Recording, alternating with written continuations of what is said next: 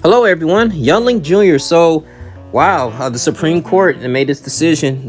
They ruled affirmative action to rule out of it, and they ruled that race-conscious admissions processes are unconstitutional. In a pair of cases, which actually involved the prestigious institutions like Harvard University, one of the oldest ones, a private college, and the University of North Carolina at Chapel Hill. Now, the impact, it said this decision could have wide-reaching implications, including for course offerings and race-conscious programs in the workplace. The ruling underscores an ideological divide in the country, with some calling this a step towards racial equality and others saying it adds odds with reality. Today's decision hinged on the question about the Equal Protection Clause and overturns 40 years of legal precedent. I mean, I believe, like I said, affirmative action, I know it benefited a lot of the baby boomer generation. They was able to, if they had a choice to go ahead and pursue higher education, it was going through Jim Crow racism in that particular time. It was difficult, man. So instead of me being judged by my color, it should be judged by the content of my character. So, I mean, some of them couldn't even go to school, and be with other like whites or other races of people, and to actually become productive citizens in society. Though, I mean, you had W.E.B. Du Bois. He was one of the founders, helped the NAACP, and one of the first African Americans to graduate from Harvard. And just different colleges in general. And you look at today's doctors, like, and judges, some of them like Clarence Thompson. Clarence Thomas, he was the one who benefited from affirmative action.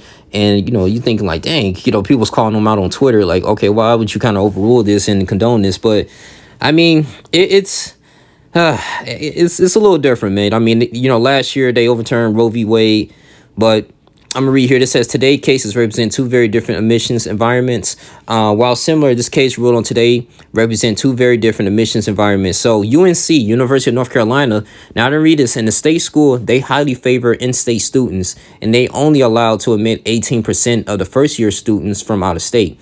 While Harvard is a highly selective private school that only admits fewer than 5% of applicants. That's just under 2,000 students this fall. Wow.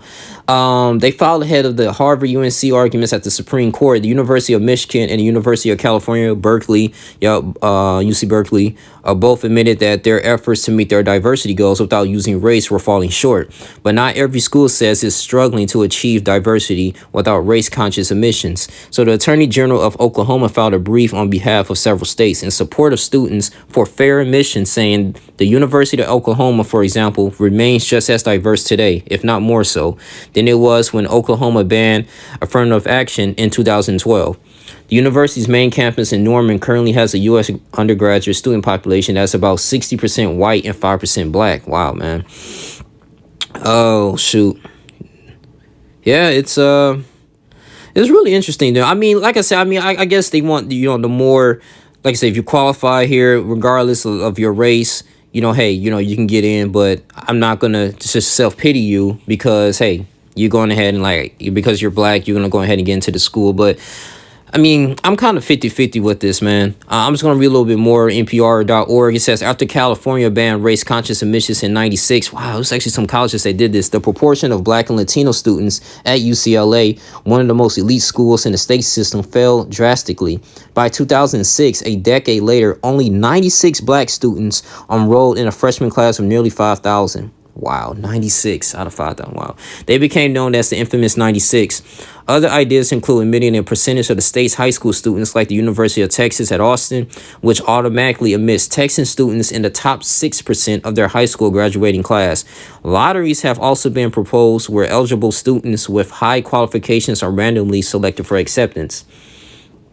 Wow.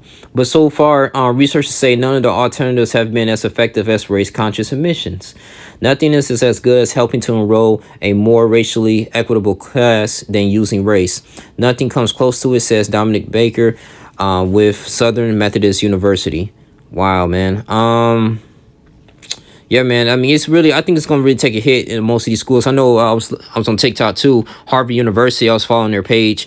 They was actually, they had like a spokeswoman. She was speaking of like how they're going to move forward with the Supreme Court decision. Yes, they have to respect it due to, the process here, but they still going to try to do what they can to, raise awareness and, diversify the school.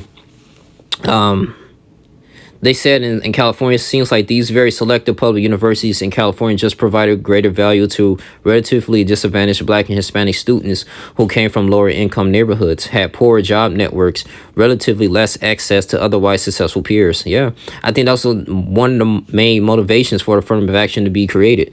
You know, I mean, you got a lot of smart people in impoverished neighborhoods, or they might not have the funds to do it, and because of their circumstances, like, hey, you know, you can go ahead and be admitted. You got the GPA, you got the you got the scores.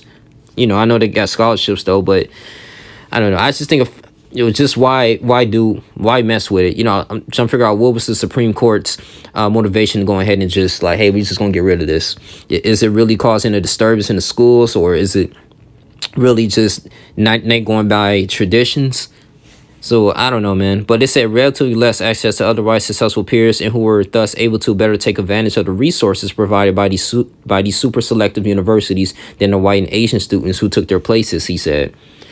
Yeah. And then you got President Biden. I think he said something profound too. He said President Biden said Thursday that he's directed the U.S. Department of Education to analyze which practices help and hurt colleges' efforts to build more diverse and inclusive student body. Shortly after his remarks, the White House released a fact sheet with more details on what was the effort will evolve. It said that Biden administration is, among other things, providing colleges and universities with clarity on what admissions practices and additional programs to support students remain lawful, convening a national summit on educational opportunity, releasing a report on strategies for increasing diversity in educational opportunity, including meaningful consideration of adversity, increasing transparency in college admissions and enrollment practices. Yeah, so I mean, this is really interesting, man. I want you guys' takes on this. I'm not gonna do this too long. I think you guys has been going on for 7 minutes, but I'm gonna post the rest of this on my YouTube as well. Do you guys are in favor with the Supreme Court decision in overruling the affirmative action, or do you think this is a step back in the country? I want you guys' thoughts, man. It's no right or wrong answers. Please remain respectful. If you do choose to comment. So all we have to say, like, comment, subscribe, share this video. I love y'all. I'm out.